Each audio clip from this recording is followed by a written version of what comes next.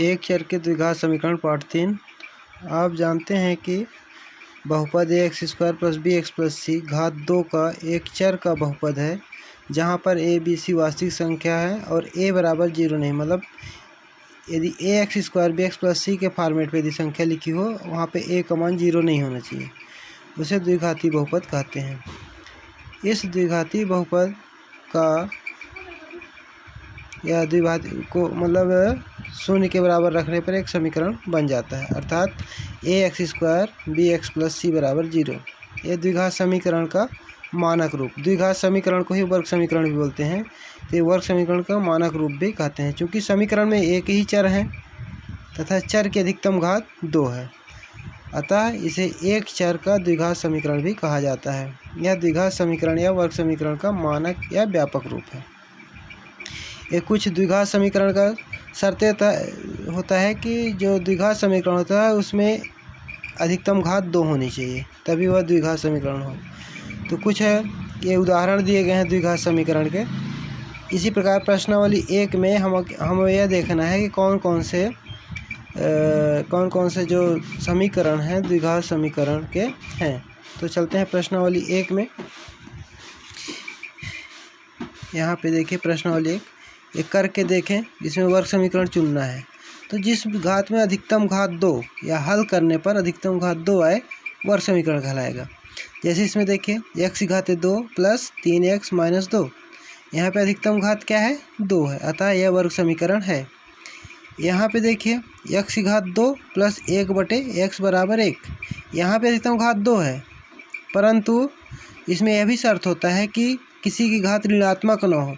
तो जो यहाँ पे 1/x है, इसका मान x के बराबर माइनस x की घात -1 हो जाएगा, अर्थात x का घात ऋणात्मक होने के कारण यह वर्ग समीकरण नहीं है। घात 2 है, परंतु यहाँ पे जो है x घात यहाँ पे क्या हो जाएगा -1 हो जाएगा, तो घात ऋणात्मक भी नहीं होना चाहिए। यदि घात ऋणात्मक होगी तो वह फिर वर्ग समीकरण नहीं होगा।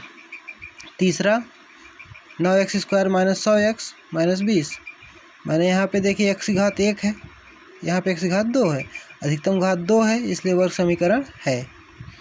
यहाँ पे देखिए x की घात 2 माइनस 3, यहाँ पे अंडर रूट x। अब यहाँ पे अंडर रूट x का मान होता है x की घात 1/2।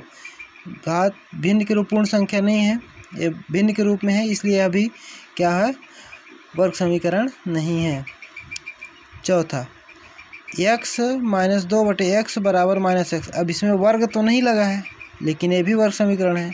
इसको हल जब करेंगे तो हल करने के लिए देखिए इसे इस प्रकार हल करेंगे। दिया है प्रश्न x माइनस 2/x बराबर -x। अब इसको हल करिए, ये बटे 1 कर लिए, x में x का गुणा हुआ तो x स्क्वायर, 1 में 2 का गुणा किए तो -2, और x में 1 का गुणा किए तो x बराबर -x बटे 1 कर लिए। फिर इसको आगे हल किए, 1 में इसका गुणा किए तो x स्क्वायर माइनस 2 बराबर x में -x का गुणा किए तो -x स्क्वायर, पक्षांतर किए तो x स्क्वायर, इसको इधर ले आए, प्लस x स्क्वायर माइनस 2 बराबर 0।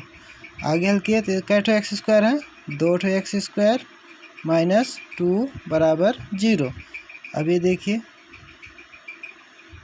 क्या है, घात 2 है अधिकतम, इसलिए वर्ग समीकरण है। ये आपका 5वां वर्ग समीकरण है। 6वां घात 2 है, इसलिए है। 7वां यहाँ पे कोई घात 2 नहीं है, इसलिए नहीं है।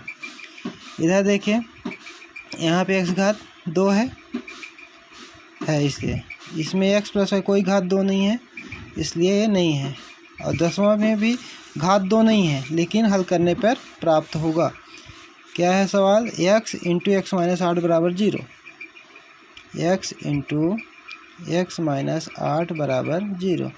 हल किए, x में x का गुणा हुआ, x स्क्वायर माइनस 8x बराबर 0। ये देखिए